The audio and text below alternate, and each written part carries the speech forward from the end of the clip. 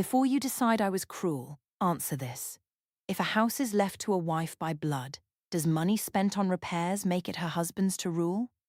I never told Daniel that his work meant nothing. I only refused to let $60,000 become a claim on the one property my family had managed to keep. My mother had taught me that safety needed one name on the deed, and that name was mine. At dinner, when Daniel challenged a decision I had already made, I told him to shut his mouth and remember whose house he was sitting in. He looked down at the pool estimate and asked for the exact total, the way he always hid inside numbers when he had lost. I was certain the deed gave me the final word, and everyone at that table was about to learn it. My name is Melissa Hart. I was 36 and worked as a facilities scheduling coordinator for the county library system outside Richmond. 5 branches shared meeting rooms, delivery vans, and 1 maintenance crew. If a reading group wanted the same hall as a tax clinic, I chose who got the key. If a branch manager ignored the rules, I reminded her that a public building could not run on feelings. The practical point was always the same. A room needed one person who could make the final decision. Daniel and I had been together for 10 years and married for 8. He was 38 and estimated costs for a commercial heating contractor. He could look at an old boiler, listen for 20 seconds, and tell a client which failure would become expensive first. Numbers made him calm. People did not. That had once felt safe to me.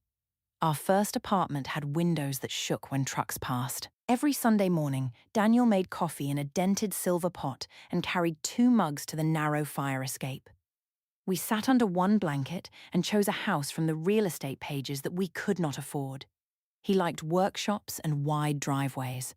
I liked old stairs and rooms with tall windows. We never agreed, so we made a rule that our imaginary home had to include both. He kept the torn listings in a green metal toolbox that had belonged to his father. The paint was chipped white on one corner. Daniel said the box had followed him through trade school, 2 jobs, and every apartment he had rented. I used to tease him that the toolbox had a better housing record than we did. When my grandmother Evelyn died, the joke stopped being funny. She left me her house on 6 acres near Ashland. It was a 3-story brick place with a deep porch and 2 chimneys. I had spent part of one childhood summer there after the owner of our rental sold the building. My parents and I slept in the upstairs rooms while my mother searched for another place. I was 11, and I still remembered our suitcases lined against my grandmother's wallpaper. My mother, Gloria, had lost a small bungalow during her first divorce, years before she met my father.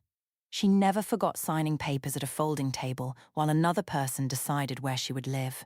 When grandmother's will named me alone, my mother held both my hands and said the women in our family had finally managed to keep one roof. Daniel did not ask what the house was worth. He asked when I wanted to see it. We drove there the next Saturday. Rain had darkened the porch boards. A stain spread across the ceiling in the front hall, and cold air came through the dining room windows hard enough to move the lace curtains. The furnace made one dry click and stopped. In the kitchen, the cabinet doors hung at different angles. I walked from room to room, touching the woodwork. Daniel opened his black pocket notebook. He asked whether I wanted the kind answer or the useful one. I told him useful. He said the roof could not wait, the wiring might be unsafe, and the heating system was near the end of its life. He also pointed out a low place beside the rear wall where rainwater collected. He wanted a drainage company to inspect it before we spent money inside. I heard 6 problems before I heard welcome home. That was Daniel's flaw. He loved by finding what might fail. If I wanted him to stand beside me and say a room was beautiful, he checked the outlet. If I asked whether he was happy, he asked what still needed doing. He believed action was a complete sentence. I told him we could inspect the drainage later. First, I wanted the house to feel like ours.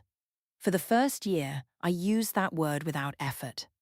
Daniel paid $21,400 for a new roof. The replacement windows cost $12,800. The furnace and ductwork came to $9,600. He paid another $11,940 toward the kitchen and $3,000 for urgent plumbing.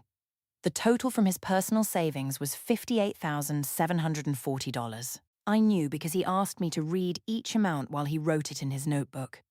After the last figure, he repeated $58,740 and closed the cover.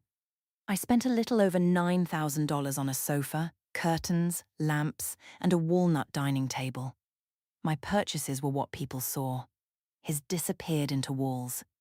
We still made the work feel shared then. On Saturdays, Daniel opened the green toolbox in the garage while I carried paint samples from room to room. At noon, we ate sandwiches on the porch steps. He never let me climb the tall ladder. I never let him choose a wall color without supervision. When the new furnace started for the first time, we stood over the vent in our socks and laughed as warm air lifted the hem of my robe. That memory was real. I kept it as proof that our marriage was strong enough to survive disagreements. The first change came so gently that I called it practical.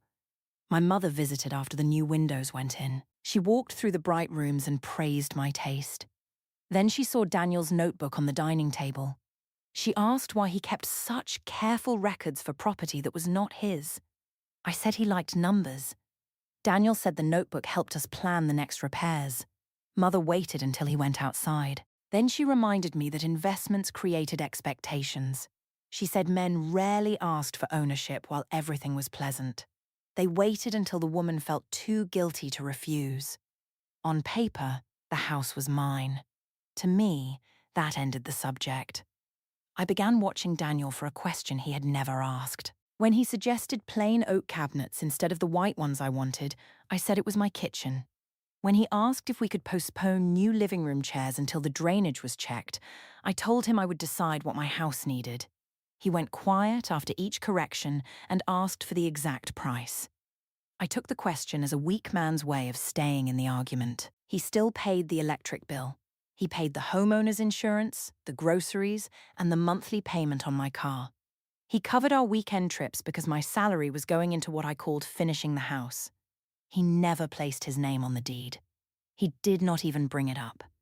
My mother brought it up enough for both of them. At family lunches, she joked that Daniel was the most useful guest grandmother Evelyn had ever hosted. My father, Robert, did not laugh much, but he rarely challenged my mother in company. My younger sister Jenna laughed at first and then began finding reasons to clear plates when the jokes started. Daniel usually asked what something had cost and then closed his notebook. Of course, I read his silence as agreement. What else was I supposed to call it? He had one place in the house that he arranged without me. The garage had 2 narrow windows and a concrete floor stained with oil. Daniel installed a workbench along the far wall. He hung a pegboard, mounted a small vise, and placed the green toolbox beneath the window. On winter evenings, I could see the work light under the door while he repaired a chair or sharpened a mower blade. The room bothered my mother. She said the garage could hold a proper home gym, and that exercise equipment would add more to my life than a man's collection of rusty tools. I ordered a treadmill and a rowing machine during a January sale. Delivery was set for a Tuesday when Daniel was at work. That morning, I took every tool from the pegboard and put it into moving boxes. I wrapped the vise in an old towel. The green toolbox was too heavy for me to lift onto a shelf, so I pushed it beside the side door with my foot. By 4, the treadmill faced the window and the rowing machine stood where Daniel's bench had been. He came home after 6. The garage light clicked on. It stayed quiet for so long that I went to see whether he needed help moving the empty boxes. Daniel stood inside the doorway. He asked where the workbench had gone. I told him the delivery company had carried it into the shed. He wanted to know whether I had moved the tools myself. I said I had packed them carefully and that nothing was damaged. Then he asked what the machines cost. I gave him the sale total of $3,260. He repeated the number once. His notebook came out of his coat pocket. When the cover closed, he asked why I had not spoken to him first. The practical point was that I did not need permission to use my garage. I told him exactly that. He looked at the green toolbox near my shoe. His face did not tighten. His voice did not rise. He only said he had thought one part of the property belonged to the life we were building together. I heard a claim. My mother's warning filled the silence. In his question, I heard a man testing how much of my inheritance he could turn into his own. I told him he had a whole shed if he needed somewhere to keep things. Daniel bent down and lifted the toolbox. The handle pressed a red line into his palm. For 1 second, he looked tired in a way I had not seen before. Not angry, not defeated, just tired. Then he carried it outside. Jenna saw the new gym that weekend. She asked what Daniel thought of it. I said he was adjusting. Mother praised me for setting a boundary before habits became rights. Jenna ran one finger along the empty pegboard and asked whether a boundary was still healthy when only one person knew it had been set. Mother said Jenna was too young to understand property. Jenna was 32. I changed the subject to summer plans. By then, I had begun thinking about a swimming pool. The back lawn sloped toward a line of maple trees.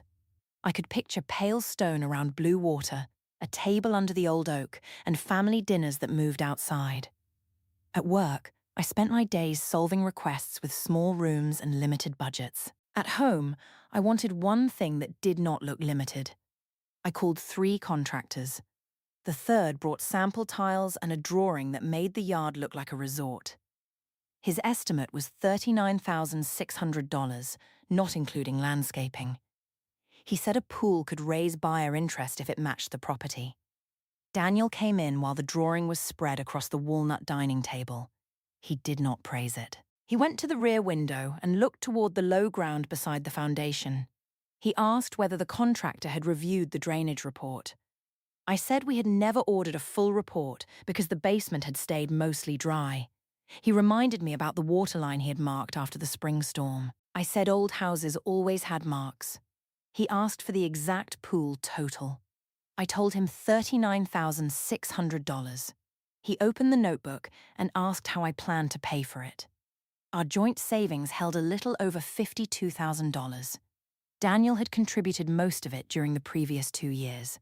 My answer was simple. We were married, the pool would improve our life, and the money was ours. Daniel looked at me then. He asked whether the money was ours in the same way the house was mine. I told him not to turn a pleasant plan into another ownership speech. Another private conversation was not what I wanted.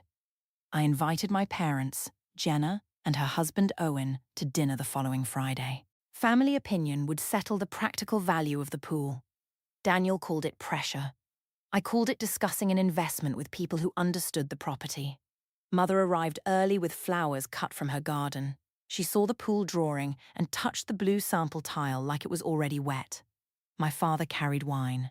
Jenna and Owen brought dessert. Daniel cooked roast chicken because he always cooked when my family came. The kitchen smelled of rosemary, and rain tapped the dining room windows. I set the contractor's drawing beside my plate before anyone sat down.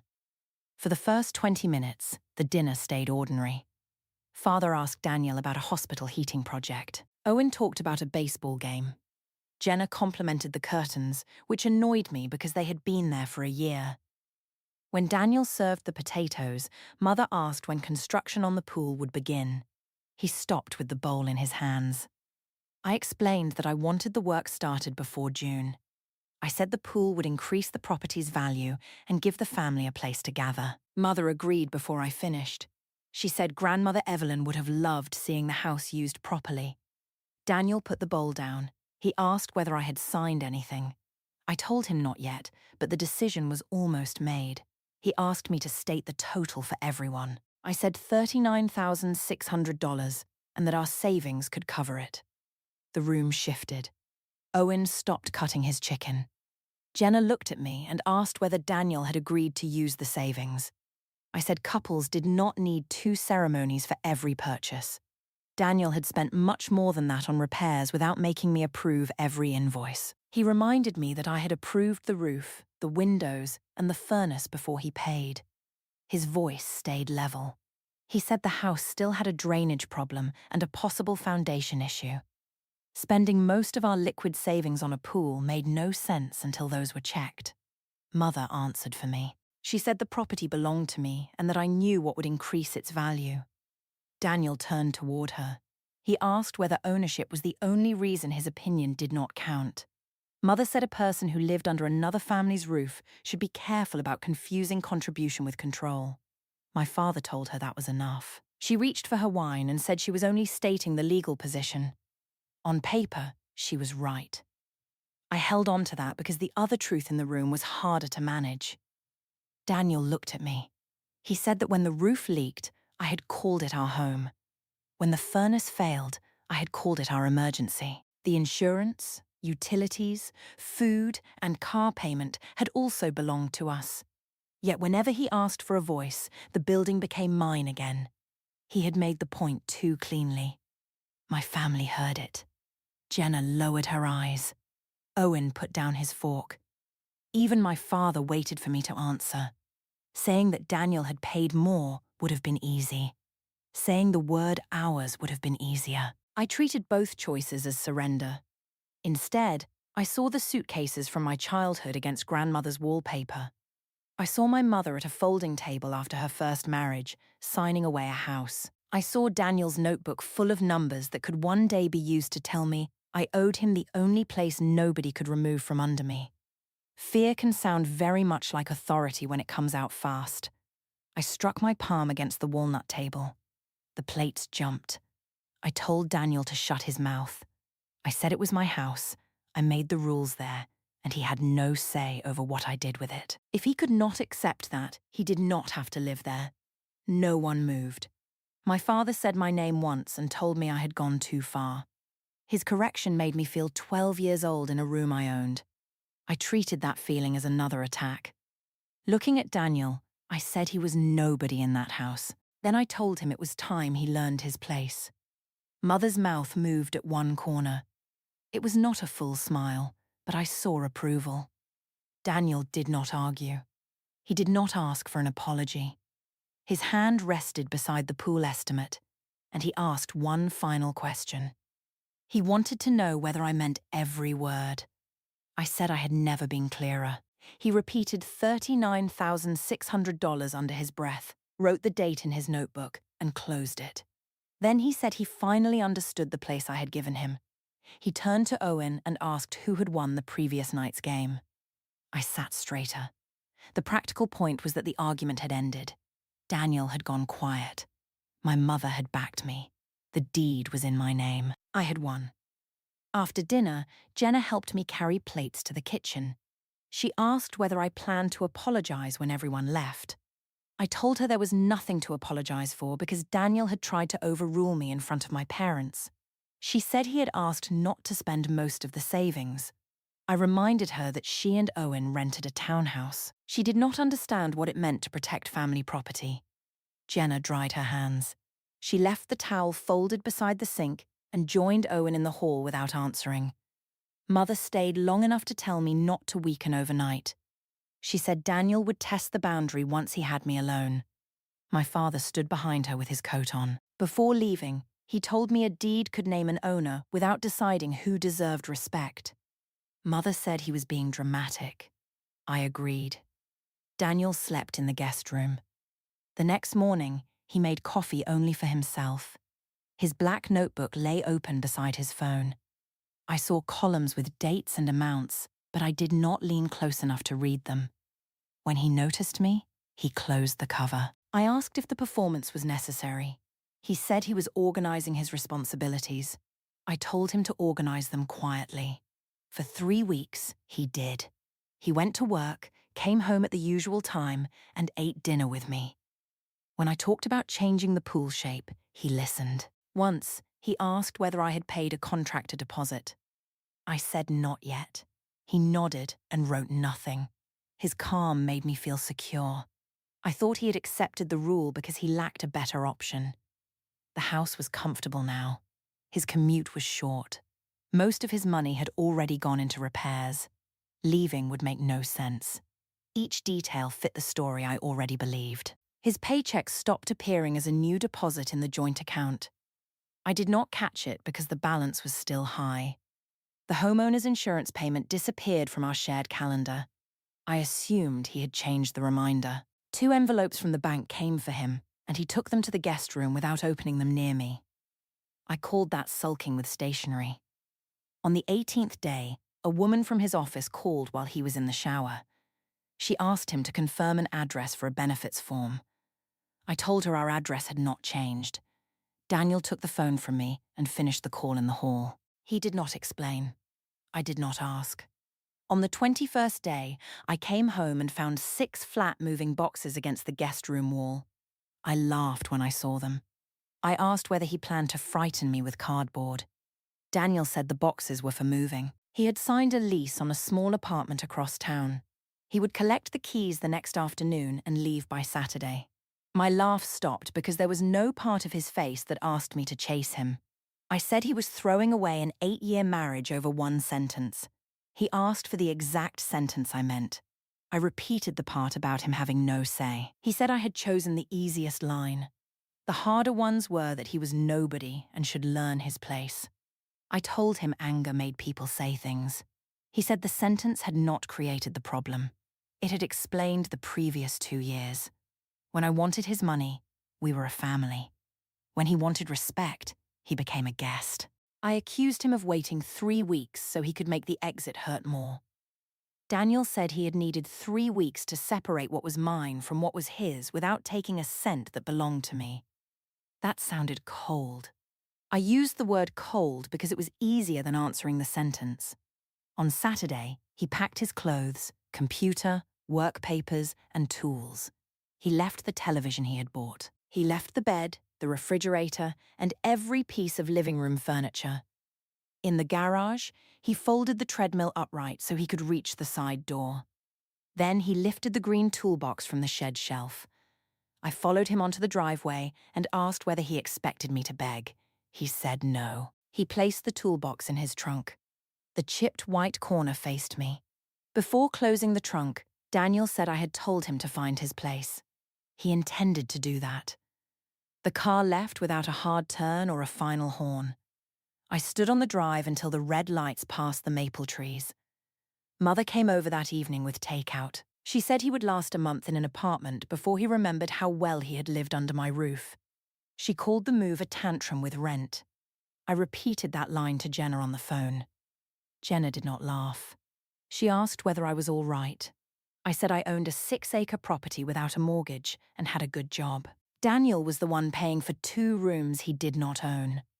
On paper, I was safer than he was. The first electric bill arrived 9 days later. I opened it at the walnut dining table and thought there had been a mistake. Daniel had paid through an automatic account for so long that I had never looked at the seasonal difference. The water bill followed. Then internet, homeowners insurance, property tax, yard service, and my car payment arrived close enough together to cover the table with envelopes. 2 weeks. 7 bills. No mistake. I checked the joint account.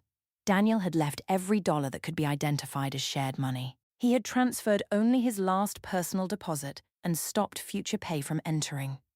The pool fund I had counted on was still there, but it now had to carry the house.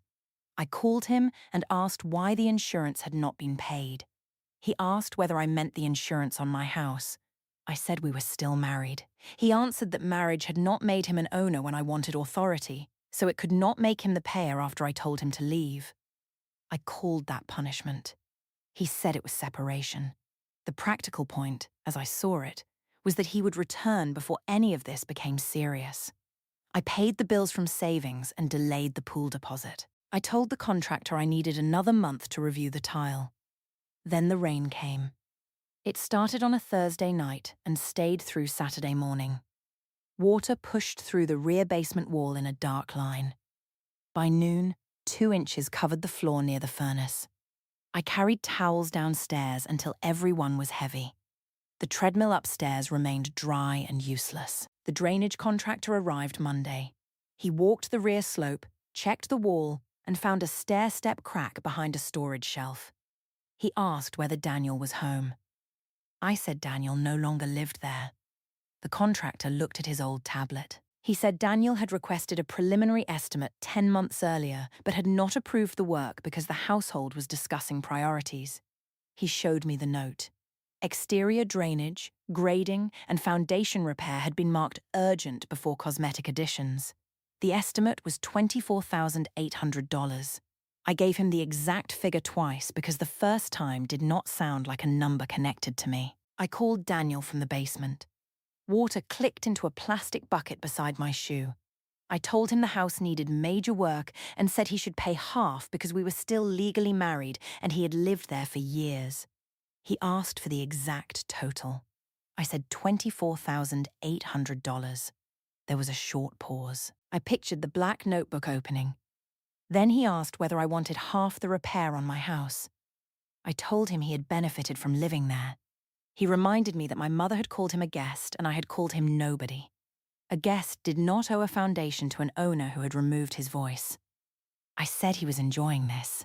He answered that he was not. His voice sounded tired again, the same way it had when he lifted the green toolbox from the garage. He said that was the part I would probably never believe. For a few seconds, I almost asked why he sounded sad instead of triumphant. I almost asked why he had kept paying after he stopped feeling at home. Instead, I told him sadness did not excuse abandoning a wife with a flooded basement. The doorway closed. Mother called him that afternoon. She told him a real man did not leave his wife with a damaged house. Daniel reminded her that she had spent 2 years calling him a guest beneath my roof. Mother called me afterward. She did not repeat what he said next. She only complained that he had become disrespectful. My father would not join her. He said Daniel had paid enough toward a property that gave him no rights. Mother accused him of taking Daniel's side. Father answered that a fact did not become a side because she disliked it. Jenna sent me the number of a loan officer. That was all. I used credit cards for the emergency water removal. Then I opened a home equity line to pay for the drainage and foundation work. The bank valued the house lower than I expected because of its age and the unfinished repairs. The pool disappeared from my plans without a formal decision. I sold my car and bought a 6-year-old sedan with cash. I cancelled the yard service and spent 2 Saturdays pulling weeds until blisters opened under my gloves. At night, the house made sounds I had never heard while Daniel lived there. The furnace started with a low metal knock. The gutters overflowed near the porch. A bathroom tap dripped behind a closed door. His work had disappeared into the walls. His absence came back out of them. 3 months passed. I still believed the house was my strongest card.